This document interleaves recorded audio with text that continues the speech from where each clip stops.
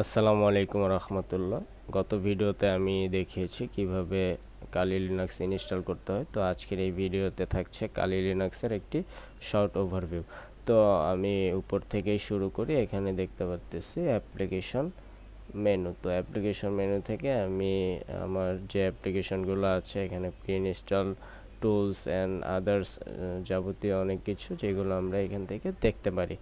যেমন আমি যদি দেখি যে আমি বলেছিলাম 600-র বেশি টুলস এখানে প্রি ইনস্টল আছে। তো আমার কষ্ট করে দেখা গেছে যে মোস্ট অফ দ্য টুলস আমার আর নামানো লাগবে না, যেগুলো এখানে প্রি ইনস্টলই দেয়া আছে। এর মধ্যে কিছু যদি আমরা অ্যাজ ইউজুয়াল সবসময় ইউজ করি, যে আমরা সাইবার সিকিউরিটি এবং ইথিক্যাল হ্যাকিংয়ে, সেটা হলো যেমন বার্ব স্যুট এখানে দেয়া আছে, ডাইরেক্টরি বাস্টার, গো বাস্টার এবং আদার্স যেমন এনম্যাপ। তো এগুলো একটা একটা টুলস তো আর এখানে এই শর্ট ভিডিওতে বলা সম্ভব না। এগুলো আমরা আস্তে আস্তে পরবর্তীতে যখন কাজ করব তখন নিজেরাই জানতে পারবো।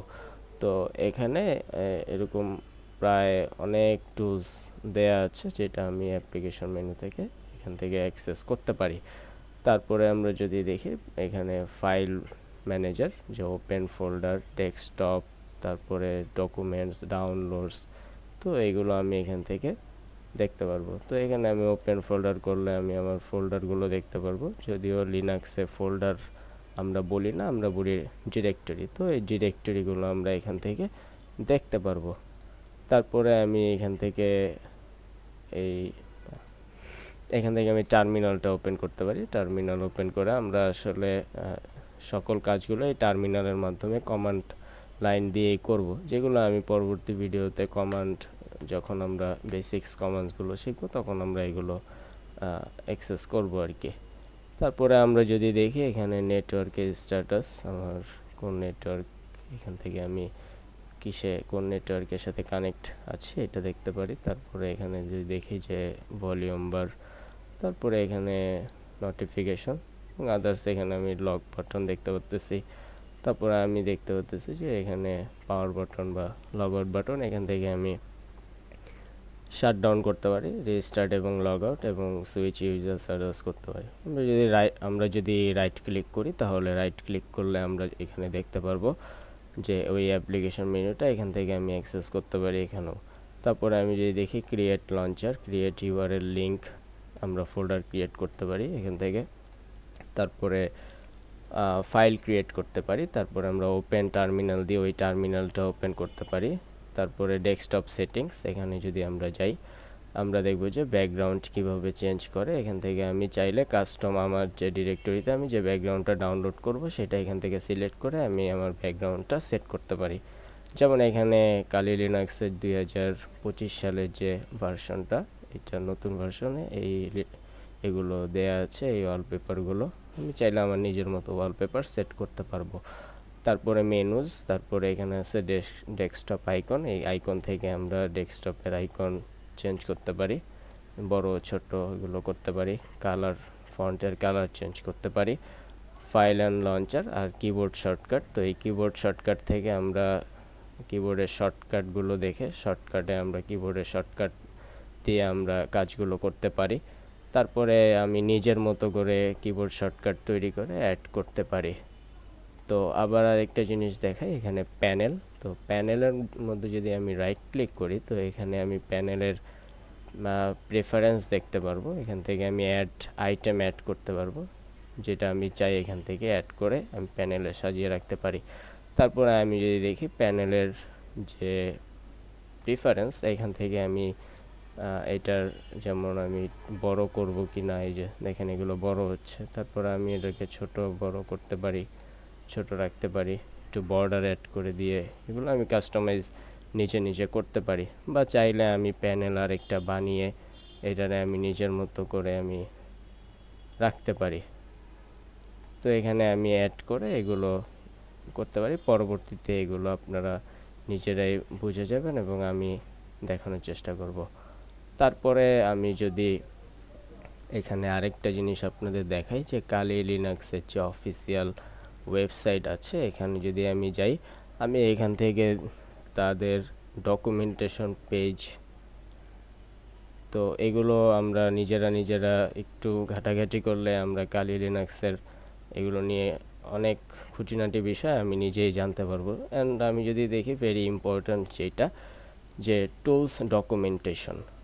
তো আমরা দেখা গেছে কোনো একটা টুলস নিয়ে কাজ করব, যে টুলস আমি যদি ধরি যে এনম্যাপ একটা টুলস, এটা আমি সার্চ করলাম। তো এনম্যাপ টুলস আমি সার্চ করার পরে দেখি এনম্যাপ, তো সার্চ করলাম এনম্যাপ।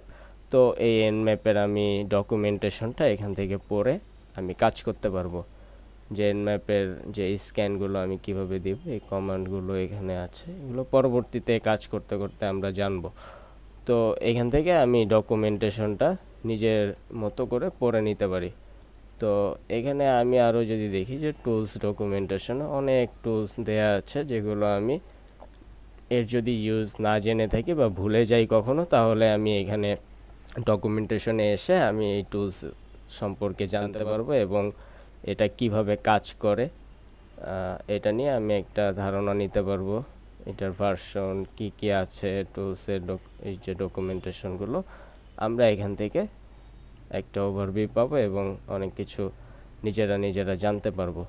তো আমরা যদি কালি লিনাক্সের যে অফিসিয়াল ওয়েবসাইট আছে, এখানে যদি আমরা যাই, অনেক কিছু নিয়ে আমরা, যেমন ওয়ালপেপার, আমি ওয়ালপেপারে যদি যাই, এখানে যদি আমার মনে হয় না আমার 2025 সালের ওয়ালপেপারগুলো ভালো লাগতেছে না, আমি একটু ব্যাকডেটেড থাকতে চাই, একটু পিছনের ওয়ালপেপার ইউজ করতে চাই, তো আমি চাইলে এখান থেকে পিছনের যে ওয়ালপেপারগুলো আছে, পিছনের যে ভার্সনগুলোর, এগুলো আমি চাইলে এখান থেকে ইনস্টল করতে পারি।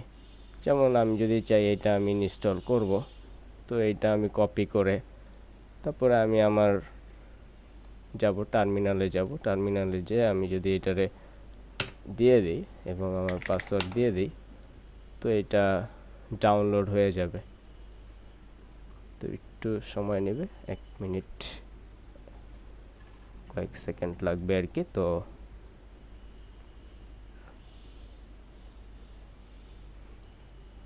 তো এটা অনেক সময় নেবে, আমার একটু নেটওয়ার্ক প্রবলেম করতেছে।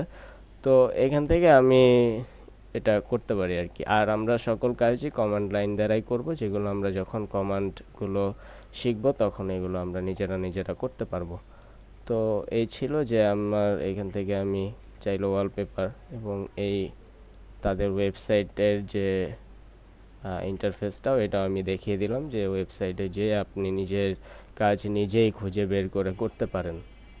লিনাক্সের যে কালি লিনাক্সের যে সমস্যা বা কোনো কিছু আপনার কোনো একটা এরর হয়েছে, আপনি চাইলে তাদের ওয়েবসাইটগুলো একটু ঘাটাঘাটি করলে আপনি সেটা সমাধান নিজে করতে পারবেন। তো আজকের ভিডিও এই পর্যন্তই। তো পরবর্তী ভিডিওতে আমরা এই টার্মিনাল কি এবং এই টার্মিনালের মাধ্যমে কিভাবে কমান্ড দিয়ে আমরা কাজগুলো করব, কিভাবে কমান্ড দিয়ে একটা ফাইল তৈরি করতে পারি, কিভাবে কমান্ড দিয়ে আমরা ডিরেক্টরি তৈরি করতে পারি, তো এই বিষয়গুলো আমরা পরবর্তী ভিডিওতে বেসিক্স কমান্ডগুলো শিখব এবং আস্তে আস্তে আমরা বেসিক থেকে অ্যাডভান্সে যাব আর কি। তো আজকের মতো এই পর্যন্তই। আল্লাহ হাফেজ, আসসালামু আলাইকুম রহমতুল্লাহ।